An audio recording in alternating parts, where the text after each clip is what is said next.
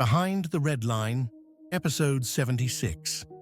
The West Mesa Bone Collector, the Desert Graveyard of Albuquerque.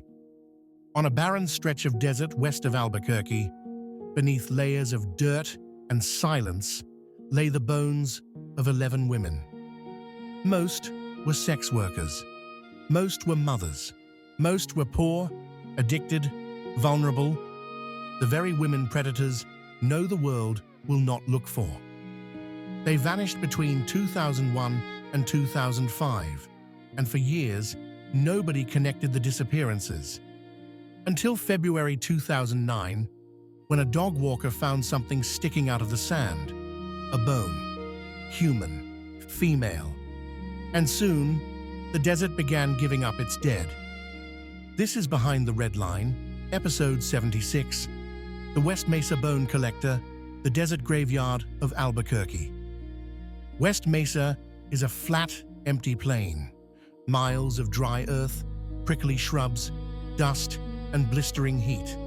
Nobody goes there. Nobody watches it. Nobody asks questions. That's exactly why it was chosen. From 2001 to 2005, women began vanishing from Albuquerque's East Central Corridor, the sex work strip full of motels, addicts, pimps, and traffickers. Police ignored the missing persons reports. Families begged for help. Nothing happened. Meanwhile, the desert was filling with bodies. The 11 women found on West Mesa were not nameless. They had families, histories, addictions, hopes. The victims included Jamie Barella, 15, Evelyn Salazar, 27, Virginia Cloven, 23, Cinnamon Elks, 32, Doreen Marquez, 27, Veronica Romero, 27, Monica Candelaria, 21, and others whose remains were too decomposed for certainty.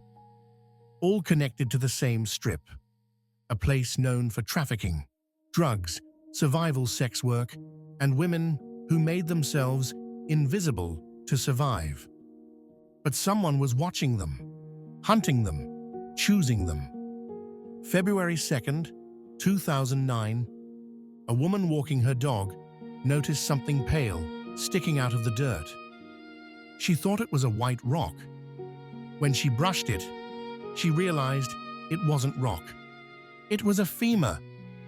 Her scream echoed across the empty mesa.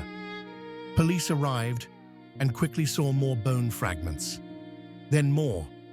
Then the sun set on one of the largest crime scenes in U.S. history. For days, weeks, months, cadaver dogs combed the dirt. They uncovered one grave, then another, then another. By the end, 11 female bodies and one unborn baby, all buried within a small radius. A serial killer had created a cemetery.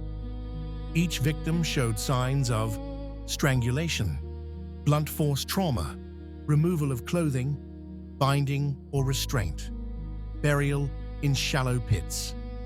Most were last seen alive between 2001 and 2005, then vanished into thin air. The killer kept returning to the same spot, digging, filling, digging again. He was methodical, comfortable, unhurried, and he knew the desert would hide his crimes. This case has more suspects than answers, but 3 rise above the rest. Suspect 1, Lorenzo Montoya, a violent John known for strangling escorts during sex. In 2006, he killed a sex worker in his home and was shot dead by her boyfriend while dragging her body outside. When police searched his home, fresh lime bags, shovels, porn showing strangulation, and maps of West Mesa were reportedly found. He died before police linked him to the bones. Was he the killer? Maybe, but the murders didn't perfectly match his timeline. Suspect 2, the Silhouette Man. Several sex workers reported a man in a truck, following them for weeks before they vanished. He photographed them without speaking. He offered rides. He lurked in alleys. His identity was never confirmed. He vanished when the West Mesa bodies were found. Suspect 3. Human trafficking cartels.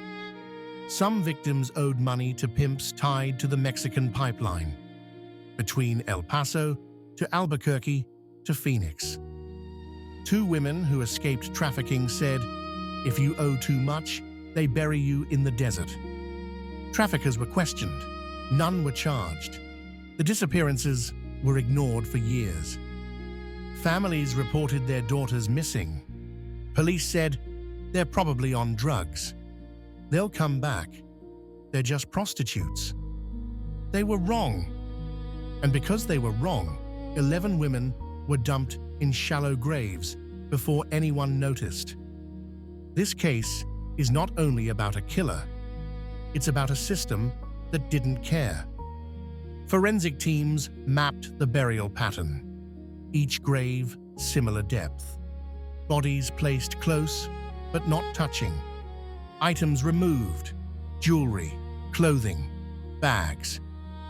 Killer returned repeatedly to maintain burial ground. This was not chaotic, it was ritualistic. He arranged the bodies like trophies. He went back to dig more holes. This was his sacred place, and he expected to return again. If the dog walker hadn't found that bone, how many more would there be? Too much time had passed, too much decomposition, too many victims left, exposed to the elements. DNA washed away, bone fragments scattered, cause of death difficult to determine. And most importantly, the killer chose victims he knew society would not fight for. He knew police wouldn't take missing sex workers seriously. Drug dependents would be used to discredit them.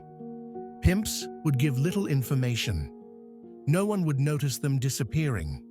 He was right. The West Mesa bone collector may still be alive. He may be driving past the burial site today. He may be watching the city from a distance. But the desert keeps secrets for only so long. 11 women were hidden there. 11 voices buried in sand. 11 stories erased by a predator. Tonight, we return them to the world. This is Behind the Red Line, Episode 76. The West Mesa Bone Collector, the Desert Graveyard of Albuquerque.